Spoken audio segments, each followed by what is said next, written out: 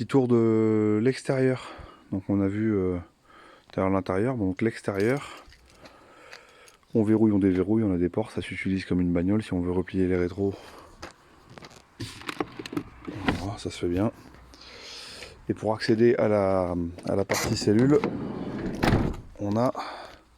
Je vais essayer de mettre en grand angle, voir. Ah, ça fait pas mal ça. Donc on ouvre ici et donc on peut ouvrir en grand.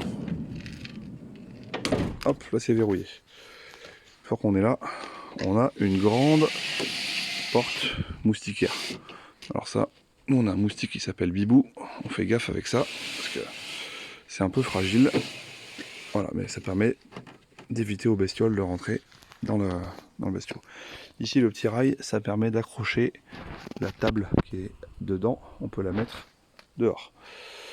Ici on voit, du coup la porte elle est grande ouverte et elle est en butée.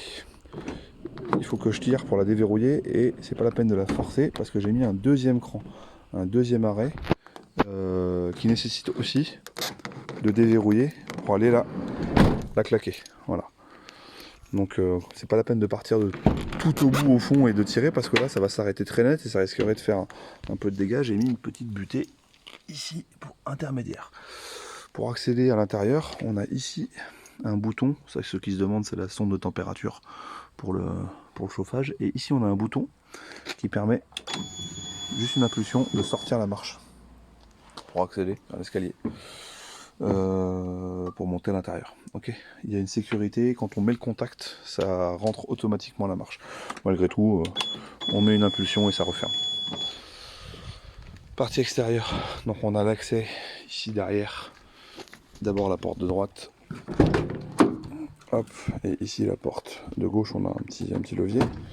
C'est donc de là qu'on pourra le soir ou avant d'aller se coucher manipuler ces ouvrants. On a parlé du gaz tout à l'heure. Ici il n'y a rien de spécial. Batterie de la cellule, donc c'est là, voilà, la rallonge électrique. Avec un adaptateur pour une prise de 120 volts parce que ça ce sont des prises spécifiques pour les camping-cars, donc on va retrouver une partie mâle à brancher au niveau du camping et une femelle à se brancher sur le camping-car, et on a aussi un adaptateur que j'ai dû laisser au fond, voilà, adaptateur de la prise camping-car à prise 220 si on a... Bon, ça m'étonnerait qu'il y ait un camping avec des prises domestiques, mais bon, on sait jamais. Une petite cordelette ici pour faire sécher les serviettes ou le linge ou autre qu'on peut accrocher sur des arbres à l'extérieur. Des sacs pour faire les courses, des sangles pour sangler ici des choses si besoin. Voilà. Voilà pour ça. Ici, avec la clé noire qui est donc l'autre clé sur le porte-clés, je tourne, je déverrouille, j'accède au remplissage de l'eau propre. Ici, et on fera un truc dédié après, j'appuie, et là j'accède à la cassette DVC. On en reparlera juste après ça. Ici, on en parlait pas, mais c'est une douchette extérieure. La douchette extérieure, elle est dans la portière du conducteur, elle est toujours ici dans le petit sac. Il y a une douchette qu'on branche ici, dans le tuyau qui est ici. On met en route la pompe et on a même un petit mitigeur pour avoir de l'eau chaude à l'extérieur si on a besoin.